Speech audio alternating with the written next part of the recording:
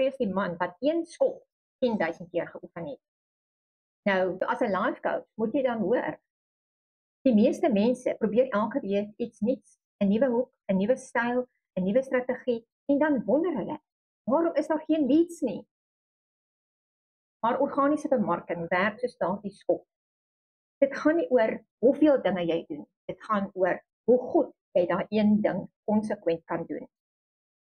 Een probleem, een emosie, een storie, herhaal dit, verfyn dit en bou daarop. Die life coaches wat wen, is nie die wat alles probeer nie. Dis die wat konsekwent opdaag met dieselfde boodskap, dieselfde ritme en dieselfde fokus. Hulle weet, jy doen minder, maar beter, want dit is hoe jy organies verkoop. Jy sien hoe lyk dit in die regte lewe. Van kry die Facebook post wat mense laat stop, lees en reageer op slimbemarking.co.za.